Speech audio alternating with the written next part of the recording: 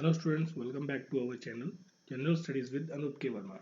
ठीक है, हम लोग जो है इस पर्टिकुलर सेक्शन में इकोलॉजी और इन्वायरमेंट से रिलेटेड जितने भी एमसीक्यूज हो सकते हैं either for UPSC, state PCS, ठीक है, या एसएससी, आपका ये जो ट्रिपल एससीज होते हैं या डिपार्टमेंटल एग्जाम्स होते हैं, टीजीटी, पुलिस, जितने भी वेरियस एग्जाम्स हैं competitive either of state examinations और ऑल इंडिया एग्जामिनेशन, उन सभी के लिए ये टॉपिक्स काफ़ी इंपॉर्टेंट हैं। और कुछ एग्ज़ाम्स में ये डायरेक्टली इन्वायरमेंट और इकोलॉजी के फॉर्मेट में दिया हुआ है एज अ सिलेबस, और कुछ एग्ज़ाम्स में ये अंडर जनरल साइंस के अंदर आता है ये वाला पार्ट। ठीक है, तो चलिए शुरू करते हैं पहले क्वेश्चन के साथ में। अभी तक हमने इसमें 2 सेट कर लिए हैं और ये हमारा आज का तीसरा सेट रहने वाला है। चलिए देखिए, पहला क्वेश्चन है, where is the Hemis national park is located. Hemis national park कहाँ लोकेटेड है? ये है आपका लद्दाख के अंदर। ठीक है, जो यूनियन टेरिटरी बनी है अभी, कब बनी थी? 2019 में।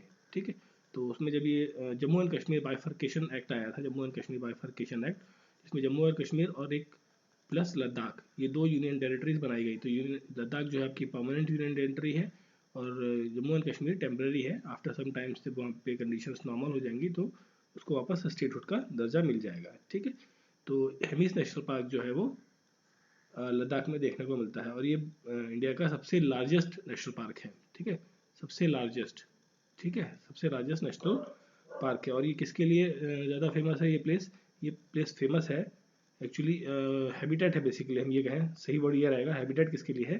ये है हिमालयन वल्चर के लिए। हिमालयन वल्चर के लिए ये काफ़ी सपोर्टिव प्लेस है। और स्नो लेपर्ड के लिए, स्नो लेपर्ड, देखिए स्नो लेपर्ड इंडिया में जो आपका लद्दाख और सियाचिन ग्लेशियर वाला जो पार्ट है वहीं पर देखने को मिलते हैं। ठीक है, और यहाँ पर एक और स्पेसिफिक स्पीसीज है जिसकी संरक्षण के लिए, उसके बचाव के लिए ये हेमिस नेशनल पार्क फेमस है। वो है Tibetan wolf. Tibetan wolf, wolf मतलब भेड़िया, है ना, भेड़िया। तो ये एक ऐसा भेड़िया है जो बर्फीली इलाकों में, जैसे स्नो लेपर्ड है आपका, जहाँ पर स्नो होती है, बर्फ होती है, वहाँ पर देखने को मिलता है, वैसे ही तिब्बतियन वुल्फ जो है ये भी पठारी इलाकों, पठारी में खासतौर पे जो पहाड़ी इलाके हैं वहाँ पर देखने को मिलता है। क्लियर? चलिए फिर देखते हैं next question. Which among the following national park is located in MP. Madhya Pradesh में कौन सा इनमें से लोकेटेड है? देखिए, वन विहार नेशनल पार्क ये तो है आपका एमपी में लोकेटेड। ठीक है, तो क्वेश्चन का करेक्ट आंसर हो गया option number A, one Vihar national park MP के अंदर लोकेटेड है, मध्य प्रदेश में। ठीक है, काजीरंगा यहाँ पे सॉरी गिर नेशनल पार्क है। गिर नेशनल पार्क कहाँ है? गुजरात में देखने को मिलता है। गुजरात में ये किसके लिए फेमस है? एशियाटिक लॉयन के लिए, एशियाटिक लॉयंस के लिए फेमस काफ़ी प्लेस है। काजीरंगा नेशनल पार्क ये कहाँ पर है? असम के अंदर। और ये किस चीज़ के लिए फेमस है पर्टिकुलर प्लेस? ये है वन हॉर्न राइनो के लिए। वन हॉर्न राइनो, एक सिंग वाला जो राइनो है उसके लिए फेमस प्लेस है। और फिर यह Periyar national park. Periyar national park जो है आपका केरला में देखने को मिलता है। ठीक है, और पेरियार नाम से केरला के अंदर एक रिवर भी फ्लो करती है। ठीक है, चलिए फिर देखते हैं नेक्स्ट क्वेश्चन।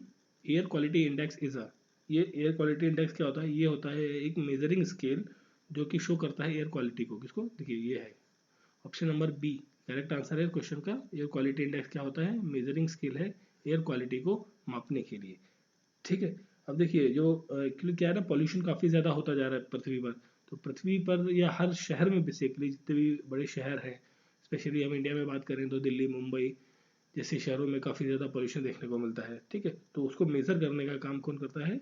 मेज़र करके उसका एक इंडेक्सिंग बनाता है, एयर क्वालिटी इंडेक्स। ठीक है, अब इसमें क्या क्या चेक किया जाता है? इसमें नाइट्रोजन डाइऑक्साइड, आपका कार्बन मोनोऑक्साइड, आपका सल्फर डाइऑक्साइड की जो प्रेजेंस है कितनी है, और एक्सेप्टेबल लिमिट क्या है, और कितना रेंजेस बनाए गए हैं। ठीक है, और रेंजेस किसके द्वारा बनाए गए हैं? ये बनाए गए हैं वर्ल्ड हेल्थ ऑर्गेनाइजेशन के द्वारा। ठीक है, वर्ल्ड हेल्थ ऑर्गेनाइजेशन जिसके हेडक्वार्टर कहाँ पर है? जिनेवा, स्विट्जरलैंड के अंदर। ठीक है, तो इसके द्वारा इन सभी एलिमेंट्स के जो मिनिमम लिमिट है, परमिसिबल लिमिट कितने हो सकते हैं और कितने इसमें डेंजरस है और कितने एक्सट्रीमली डेंजरस है, वो सारी लिमिटेशंस दी गई हैं। ठीक है, और इंडिया जो यूज़ करता है ये एयर क्वालिटी इंडेक्स, ये तो सबके लिए है, कॉमन है, एक टर्म है, बट इंडिया में जो है नेशनल एयर नेशनल AQI, इसका नाम सुना होगा, नेशनल एयर क्वालिटी इंडेक्स जो है इंडिया में यूज़ किया जाता है। और कनाडा में इसी का नाम, इसी चीज़ का, इसी टर्म का जो नाम है वो कहा जाता है वहाँ पर एयर क्वालिटी हेल्थ इंडेक्स।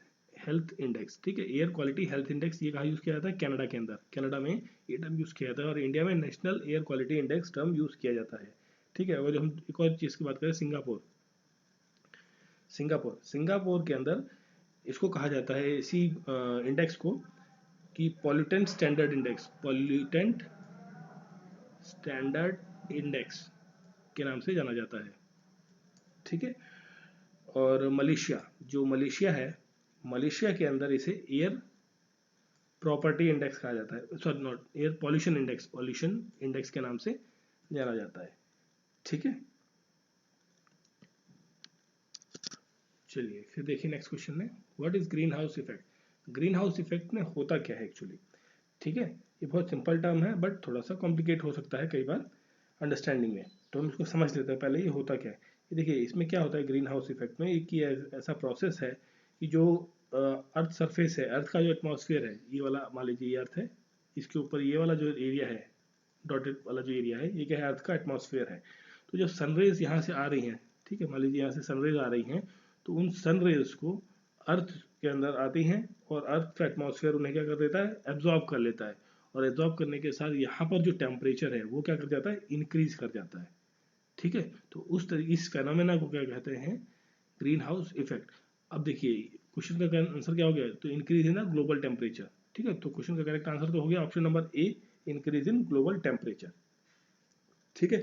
अब देखिए होता क्या है कि ये मान लीजिए सरफेस ऑफ अर्थ है, तो सनरेज आई, यहाँ टकराई, और सम हाउ कुछ अमाउंट ऑफ जो रेज है वो वहीं पर इसी एटमॉस्फेयर में एब्जॉर्ब हो जाती हैं, और कुछ रेज जो है, सम पार्ट ऑफ रेज जो है वो वापस रिफ्लेक्ट बैक चली जाती हैं आपके यूनिवर्स के अंदर, ठीक है। और जो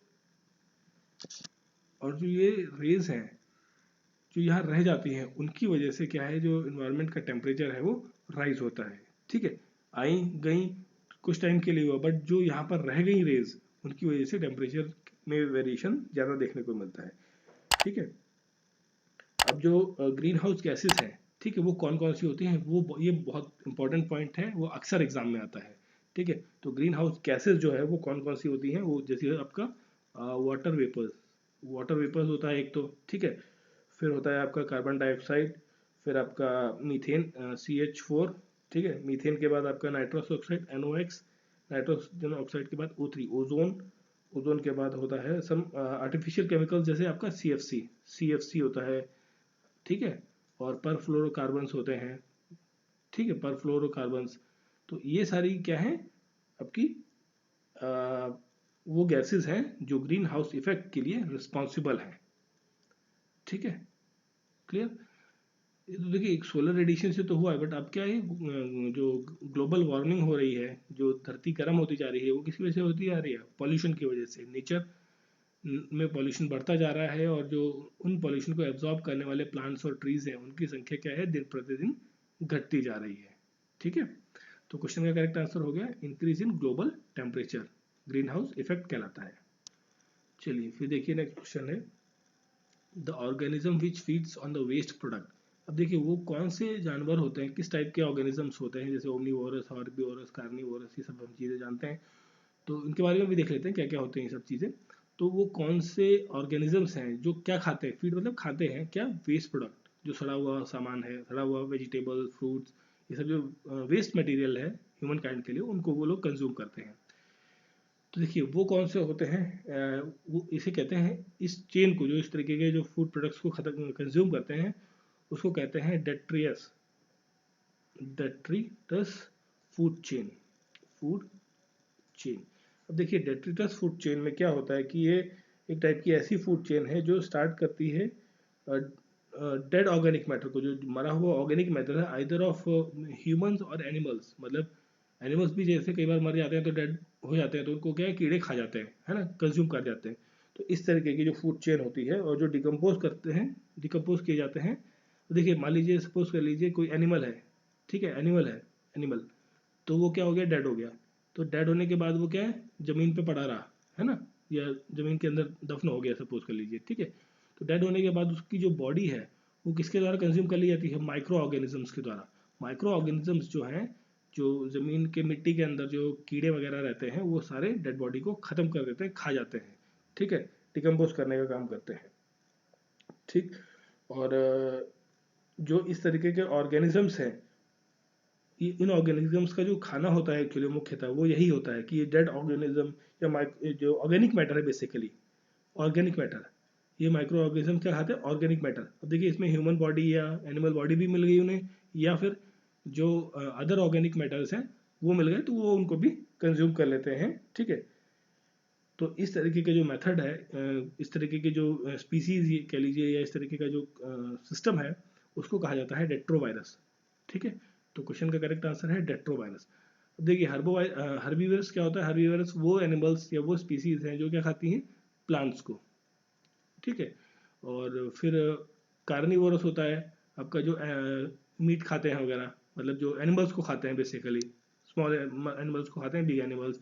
रोमीवोरस जो प्लांट्स और आपके एनिमल्स दोनों को खाते हैं, ठीक है। तो इस तरीके से डिफ्रेंशिएट है। और ये टेट्रीवायरस वो स्पीसीज जो ऑर्गेनिक वेस्ट को खाते हैं, either in the form of live और नॉन लाइव, ठीक है। चलिए फिर देखिए नेक्स्ट क्वेश्चन है, काफ़ी सिंपल क्वेश्चन है। Which of the following energy sources, कौन से वो एनर्जी सोर्सेज हैं जो एटमॉस्फेयर के अंदर पोल्यूशन नहीं क्रिएट करते, ठीक है। देखिए आपको देखते ही सीधा पता लग जाएगा कौन सा ऑप्शन है, सोलर एनर्जी। सोलर एनर्जी ये फॉर्म ऑफ एनर्जी है जो कि एटमॉस्फेयर के अंदर कोई भी किसी भी टाइप का कोई पोल्यूशन नहीं क्रिएट करती है, ठीक है। अब इसमें क्या होता है कि जो इसमें ये क्या यूज़ किया जाता है, सोलर प्लेट्स को यूज़ किया जाता है, सोलर प्लेट्स को यूज़ किया जाता है। मान लीजिए ये प्लेट है आपकी सोलर प्लेट, इसको कहीं पर सेट कर दिया गया, सनरेज यहाँ से पड़ रही हैं, तो इस प्लेट पर जो सनरेज पड़ेंगी उससे जो इलेक्ट्रिसिटी जनरेट होगी वो थ्रू वायर एक बैटरी चैम्बर में और ट्रांसमिशन सिस्टम में कनेक्ट कर ली जाती है, उसके बाद फिर उसे आगे ट्रांसफर किया जाता है। इसमें देखिए कोई पोल्यूशन का काम नहीं हुआ। न्यूक्लियर एनर्जी, अब न्यूक्लियर जो आपका एलिमेंट होते हैं, यूरेनियम, प्लूटोनियम, यूरेनियम 235, प्लूटोनियम 238, ठीक है, 238, तो ये सब जो इनका जो रिएक्शन कराई जाती है तो उससे क्या है, कुछ हार्मफुल गैसेस भी निकलती हैं जिससे पोल्यूशन बढ़ता है। कोल आपका कन्वेंशनल फॉर्म ऑफ एनर्जी है, जिसको बर्न करने से काफ़ी ज़्यादा आपका पोल्यूशन देखने को मिलता है। पेट्रोलियम भी आपका एक प्रेजेंट टाइम पर कन्वेंशनल है, non renewable source of energy है, ठीक है। तो जो आपका ऐसा सोर्स ऑफ एनर्जी जो पोल्यूशन नहीं करता है वो है इकलौता इन ऑप्शंस में सोलर एनर्जी। और अगर हम दूसरे टर्म में बात करें और दूसरे ऑप्शंस को भी ले सकते हैं, जैसे आपका विंड एनर्जी है ना, विंड एनर्जी जो पवन चक्की से इलेक्ट्रिसिटी जनरेट की जाती है, उसमें भी कोई पोल्यूशन नहीं देखने को मिलता है। और फिर आपका टाइडल वेव्स से जो करंट ली जाती है, इलेक्ट्रिसिटी या एनर्जी जनरेट की जाती है, उसमें भी कोई पोल्यूशन देखने को नहीं मिलता है, ठीक है। चलिए फिर आगे बढ़ते हैं। चलिए फिर बात करते हैं नेक्स्ट क्वेश्चन की। नेशनल पार्क के बारे में पूछा गया है कि सिचुएटेड है अंडमान और निकोबार आइलैंड के अंदर। तो देखिए अंडमान और निकोबार आइलैंड के अंदर हम बात करें अगर जो, तो अंडमान और निकोबार आइलैंड में एक तो है आपका कैंपबेल नेशनल पार्क आपको देखने को मिलता है। दूसरा है आपका गलाथिया गलाथिया नेशनल पार्क, आपको गलाथिया बे नेशनल पार्क कहते हैं जिसे, Galathea bay national park. Mahatma Gandhi marine marine national park आपको देखने को मिलता है यहाँ पर, ठीक है। और मिडल बटन नेशनल पार्क आपको देखने को मिलेगा, ठीक है। और माउंट हैरिएट नेशनल पार्क भी आपको यहीं पर देखने को मिलता है, ठीक है। और नॉर्थ बटन नेशनल पार्क भी आपको मिलेगा। देखिए एक तो मिडल बटन हो गया, नॉर्थ बटन हो गया, ठीक है। और एक होता है साउथ बटन नेशनल पार्क भी आपको यहीं पर देखने को मिलता है, ठीक है। और एक सैडल पीक नेशनल पार्क, ठीक है।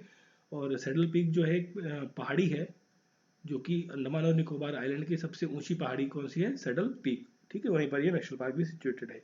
और एक है Rani Jhansi national park, Jhansi national park, ठीक है। तो ये कई सारे नेशनल पार्क्स हैं जो आपको कहाँ देखने को मिलते हैं, अंडमान और निकोबार आइलैंड पे, ठीक है। तो क्वेश्चन का आंसर देखिए सारे ऑप्शन इसमें मैच कर रहे हैं, है ना। तो क्वेश्चन का करेक्ट आंसर क्या हो गया, option number D, all of the above are the national parks in the Andaman and Nicobar islands, ठीक है। और अंडमान और निकोबार आइलैंड को जो है, देखिए अंडमान निकोबार आइलैंड जो है, इनको इनकी जो कैपिटल है वो क्या है, पोर्ट ब्लेयर कैपिटल है, ठीक है। और अंडमान और निकोबार को अलग करने वाला जो चैनल है उसे कहते हैं 10 डिग्री चैनल। 10 डिग्री चैनल जो है अलग करता है अंडमान और निकोबार आइलैंड को, क्लियर, काफ़ी इंपॉर्टेंट चीज़ है, इसे ध्यान रखिए। और ये कहाँ पर सिचुएटेड है, बे ऑफ बंगाल में सिचुएटेड है, बे ऑफ बंगाल। चलिए फिर हम बात करते हैं नेक्स्ट क्वेश्चन की, which of the following is not a part of water cycle. अब देखिए वाटर साइकिल जो होता है, वाटर साइकिल में क्या होता है कि देखिए ये आपका क्लाउड है ना, बादल है, तो यहाँ से रेन गिरी, यहाँ लैंड पर बारिश हुई, ठीक है, रेनफॉल हुआ यहाँ पे। रेनफॉल होने के बाद यहाँ से जब सनरेज पड़ती है, सनरेज यहाँ से सनरेज आएंगी, तो उससे क्या होगा, यहाँ पर जो पानी कलेक्टेड है वो वापस चला जाता है इवापोरेट होके। और जो प्लांट्स है, प्लांट जो है उनकी लीव्स से या उनके सरफेस एरिया से क्या होता है, ट्रांसपिरेशन होता है, ठीक है, लॉस ऑफ वाटर जो प्लांट्स के सरफेस से या ट्रीज के पत्तों से, ब्रांचेस से होता है, तो उसको कहते हैं ट्रांसपिरेशन। और इन दोनों मेथड्स को अगर जो कंबाइन कर दिया जाता है तो उसे कहते हैं इवेपोट्रांसपिरेशन, ठीक है। तो यहाँ पे इवापोरेट हुआ, वापस गया, यहाँ पर क्या हुआ, कंडेंस हुआ, कंडेंसेशन का प्रोसेस यहाँ पर देखने को मिलता है। उसके बाद फिर ये कंडेंस होकर फिर जब ये हैवी हो जाता है उसके बाद फिर ये रेनफॉल आपको अगेन देखने को मिलता है। तो ये एक तरीके का वाटर साइकिल है। तो इस साइकिल में देखिए ट्रांसपिरेशन की बात हमने कर ली, ट्रांसपिरेशन हुआ, बिल्कुल हुआ, कंडेंसेशन भी हुआ और इवेपोरेशन भी आपको देखने को मिला यहाँ पर, ठीक है। तो कौन सी प्रोसेस नहीं हुआ, अमोनिफिकेशन यहाँ पर नहीं होता है, ठीक है। अब अमोनिफिकेशन क्या होता है एक्चुअली, जो अमोनिफिकेशन है ये एक नाइट्रोजन साइकिल, जो नाइट्रोजन साइकिल है उसका पार्ट है, नाइट्रोजन साइकिल का पार्ट है अमोनिफिकेशन, ठीक है। जिसमें क्या होता है कि डिकम्पोज किया जाता है, किसको डिकम्पोज किया जाता है, ऑर्गेनिक मैटर को। जो ऑर्गेनिक मैटर है जिसके अंदर नाइट्रोजन प्रेजेंट है, नाइट्रोजन के प्रेजेंट है, वो रिलीज करता है अमोनिया और अमोनियम कंपाउंड। जितने भी अमोनियम कंपाउंड्स है, अमोनियम कार्बोनेट वगैरह, अमोनियम कंपाउंड्स फॉर्म होते हैं, उस प्रोसेस को कहते हैं अमोनिफिकेशन, ठीक है, क्लियर। और यहाँ पे इवापोरेशन था, इवापोरेशन में क्या था, वाटर जो है वाटर वेपर फॉर्म में कन्वर्ट हो रहा है, वो वाटर साइकिल का पार्ट है। और जो आपका ट्रांसपिरेशन है, ट्रांसपिरेशन में क्या हो रहा है कि वाटर का लॉस हो रहा है, कहाँ से, लीव्स ऑफ द प्लांट से थ्रू स्टोमेटा से। जो कहाँ, देखिए लीव्स तो हमने बात करी कि लीव्स से, पत्तियों से वगैरह लॉस होता है वाटर का, बट पत्तियों में किस पार्ट से स्पेसिफिकली, उसका नाम है स्टोमेटा, ठीक है, नाम भी ध्यान रखिए, मे भी पूछा जा सकता है इनडायरेक्टली। और उसके बाद फिर जो कंडेंसेशन वाला प्रोसेस है, इसमें क्या होता है, जो वेपर्स हैं, वेपर्स कन्वर्ट किए जाते हैं किसमें, लिक्विड फॉर्म में, मतलब वाटर में, क्लियर। जिसकी वजह से क्या होता है, जुड़ जुड़ के सारा क्लाउड बनता है। चलिए फिर देखिए नेक्स्ट क्वेश्चन है, the Vikramshila Gangetic dolphin sanctuary is located इन। देखिए ये एक लौती ऐसी डॉल्फिन सेंचुरी है गैंगेटिक डॉल्फिन के लिए, तो जो कहाँ खोली गई है, ये खोली गई है भागलपुर में। ये इंडिया की इकलौती ओनली वन सेंचुरी है डॉल्फिन के लिए, ठीक है। और इसको शॉर्ट में कहा जाता है VGDS, ठीक है, विक्रमशिला गैंगेटिक डॉल्फिन सेंचुरी, ठीक है, बिहार में खोली गई है, इकलौती है ये। और इसके अंदर लगभग इस वाले जो जोन है इसमें लगभग 150 से 200 डॉल्फिन्स का संरक्षण या उनके रख रखाव के बारे में बात की जाती है, देखा जाता है उनको, ठीक है। अब जब ये बात आई है गंगेटिक डॉल्फिन की, तो इसके साथ एक और इम्पॉर्टेंट चीज़ होती है, देखिए कहाँ पर देखने को मिलती है, गंगा रिवर में। ये मोस्टली गंगा रिवर के अंदर ये गंगेटिक डॉल्फिन देखने को मिलती है। और इसके गंगा रिवर के साथ एक इम्पॉर्टेंट चीज़ है नेशनल वाटर वे, ठीक है, नेशनल वाटर वे जो है, नेशनल वाटर वे 1, ठीक है, जो कि कनेक्ट करता है हल्दिया, जो आपका वेस्ट बंगाल के अंदर है, हल्दिया टू वाराणसी, वाराणसी बनारस को ये वाटर के थ्रू कनेक्ट करता है। और जो कि ये वाटर वे कहाँ से पास होता है, ये पास होता है आपका विक्रमशिला गैंगेटिक डॉल्फिन सेंचुरी से होकर, ठीक है। और इसमें जो है फिशेस, जो एक्चुअली देखिए फिशेस की बात हुई तो हम जो डॉल्फिन्स या फिशेस हैं वो एक्चुअली क्या है ना, वो किस चीज़ को फील करके वो मूवमेंट रहती है उनकी, उनके लिए जो मूवमेंट का काम करती है वो होती है ultra sonic sound waves. Ultrasonic sound waves जो है वो रिस्पॉन्सिबल होती हैं गैंगेटिक डॉल्फिन के कम्युनिकेशन के लिए बेसिकली, ठीक है, कम्युनिकेशन के लिए, क्लियर। और ये जो आपका रिवर है, रिवर कह लीजिए, ये सेंचुरी है, ये कहाँ कहाँ डिस्ट्रीब्यूटेड है, ये डिस्ट्रीब्यूटेड है आपका आसाम में, आसाम के भी कुछ पार्ट्स में भी आपका थोड़ा सा देखने को मिलता है, ठीक है, आपका उत्तर प्रदेश पे, मध्य प्रदेश में, ठीक है, थोड़ा सा बिहार में यहाँ पर, और वेस्ट बंगाल में भी थोड़ा सा पार्ट देखने को मिलता है इसका, ठीक है। और ये एंडेंजर्ड स्पीसीज है, ये जो गंगेटिक है ना, गंगेटिक डॉल्फिन, ये क्या है, एंडेंजर्ड स्पीसीज है, विलुप्त होने वाली प्रजाति है। किसके अनुसार, IUCN, ठीक है, IUCN की रेड डाटा बुक जो होती है उसमें इस स्पीसीज को एंडेंजर्ड है, मतलब खतरे के निशान में। देखिए अभी पॉपुलेशन कितनी शो कर रहा है यहाँ पर, अप्रॉक्सीमेटली 150 से 200 की पॉपुलेशन है, ठीक है। तो ये क्या है, विलुप्त होने वाली प्रजाति है, विलुप्त होने की कगार पर है, तो इसको संरक्षण करने की बहुत ज़्यादा ज़रूरत है। फिर देखिए नेक्स्ट क्वेश्चन है, बांध भारता वाइल्ड लाइफ सेंचुरी, बांध भारता वाइल्ड लाइफ सेंचुरी कहाँ पर है, राजस्थान के डिस्ट्रिक्ट में, कहाँ पर, ये कहाँ पर है, ये है भरतपुर में, भरतपुर डिस्ट्रिक्ट में बांध भारता वाइल्ड लाइफ सेंचुरी देखने को आपको मिलती है, ठीक है।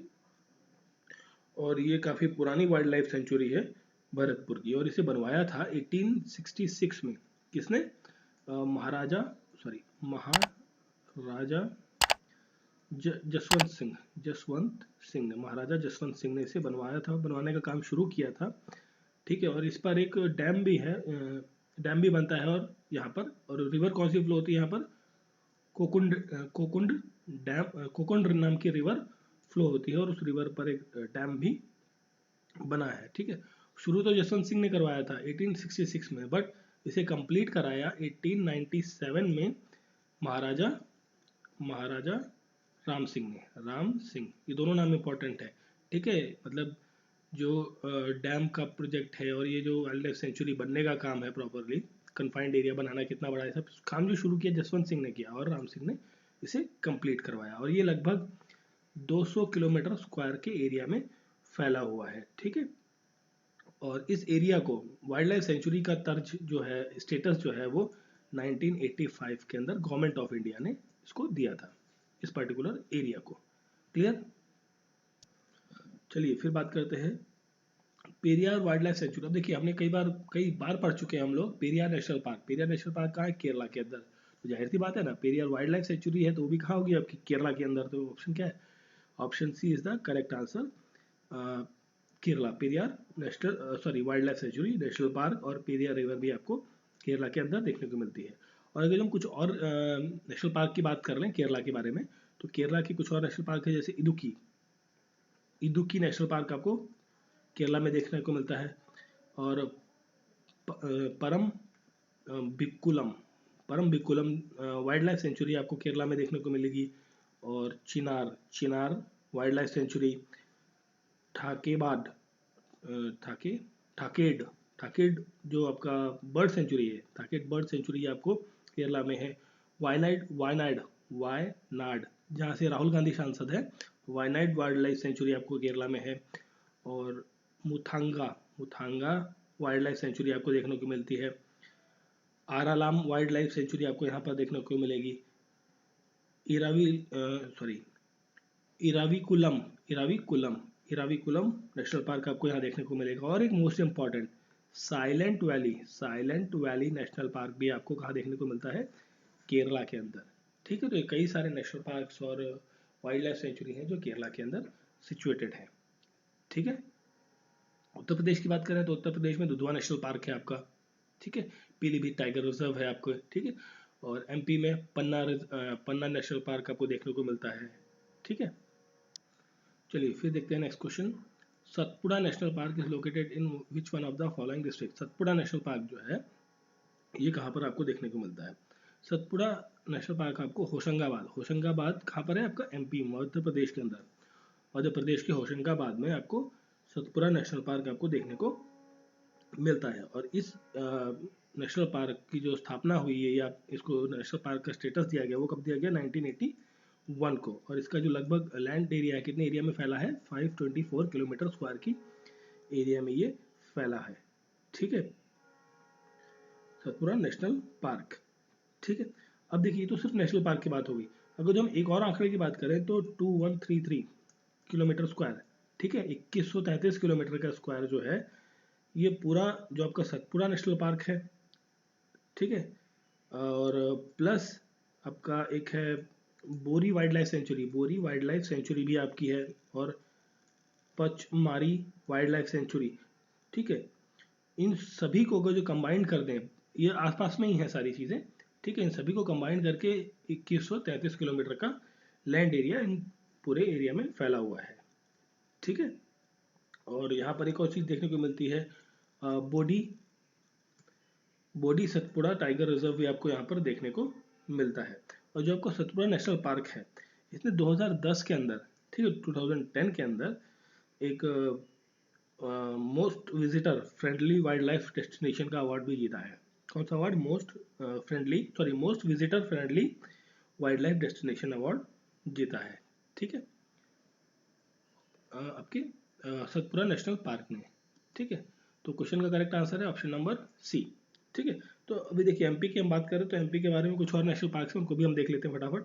तो एक तो है Kanha national park. Kanha national park जो है वो लगभग 940 किलोमीटर स्क्वायर की एरिया में फैला हुआ है, ठीक है। मैं आपको एरिया इसलिए बता रहा हूँ क्योंकि sometimes it may be asked that कि क्रोनोलॉजी में आप अरेंज करिए कि कौन सबसे बड़ा है, कौन छोटा है, कौन मिडल में है एमपी का टर्म में, क्योंकि देखिए maximum number of national parks आपको एमपी के अंदर देखने को मिलेंगे, ठीक है। फिर है बांधवगढ़।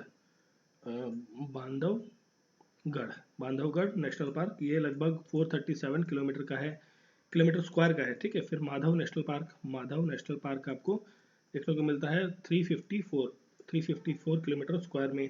फिर संजय नेशनल पार्क आपको देखने को मिलेगा जो कि 467 किलोमीटर स्क्वायर में फैला हुआ है। फिर वन विहार, ये इस वन विहार नेशनल पार्क आपका जो है एमपी में है और इसका जो एरिया है वो कितना है, 445 किलोमीटर स्क्वायर का। इसके बारे में हमने क्वेश्चन भी किया हुआ है इसी वीडियो में, I think second third question था, ठीक है। फिर आपको पन्ना नेशनल पार्क भी आपको देखने को मिलता है, 524 किलोमीटर स्क्वायर का एरिया है, ठीक है। फिर पेंच नेशनल पार्क है, वो भी 239 किलोमीटर स्क्वायर का एरिया है, ठीक है। और एक बहुत छोटा क्वेश्चन, मतलब छोटा नेशनल पार्क है जिसे कहते हैं फॉसिल नेशनल पार्क, ठीक है, जो बहुत ही छोटा एरिया में कन्फाइंड है, जैसे 0.27 किलोमीटर स्क्वायर के एरिया में है ये, ठीक है। 0.27 किलोमीटर स्क्वायर का जो एरिया है उसे फॉसिल नेशनल पार्क के नाम से डिक्लेयर किया गया है, ठीक है। और ये कहाँ पर सिचुएटेड है? ये सिचुएटेड है दिंदोरी नाम की जगह पे एमपी के अंदर, ठीक है। तो मे बी अगर जो कभी पूछो फॉसिल नेशनल पार्क कहाँ है, वो एमपी के अंदर है, दिंदोरी में। तो ये कई सारे नेशनल पार्क्स हो गए जो एमपी में सिचुएटेड हैं, ठीक है। सतपुड़ा नेशनल पार्क का करेक्ट आंसर है होशंगाबाद। चलिए फिर बात करते हैं, चलिए ये था हमारा जो आज का सेट 3 था, प्रैक्टिस सेट 3, ठीक है। सेट 3 हमने इकोलॉजी और इन्वायरमेंट का कवर किया है, इसमें कुछ इंपॉर्टेंट क्वेश्चंस को हमने किया, मोस्टली इसमें वाइल्ड लाइफ सेंचुरीज और इन्हीं को हम कभी कवर कर रहे हैं। तो अगर जो वीडियो आपको अच्छा लगा है तो लाइक, सब्सक्राइब और फॉरवर्ड करें अपने दोस्तों के साथ में। और वीडियो को जब शुरू करते हैं आप लोग तो पूरा अंत तक देखें, एंड तक भी आपको चीज़ें समझ में आएंगी, है ना। अब बीच बीच में देखेंगे तो कई सारी चीज़ें क्या हो जाती हैं, मिस हो जाती हैं, ठीक है। तो अगर जो कोई डाउट है आपको, कोई चीज़ समझ में नहीं आई है तो उसके लिए आप जो है कमेंट बॉक्स में लिख सकते हैं और फिर मैं आपको रिप्लाई करूँगा एज सून एज पॉसिबल, ठीक है। तो मिलते हैं नेक्स्ट वीडियो में। Thank you for watching.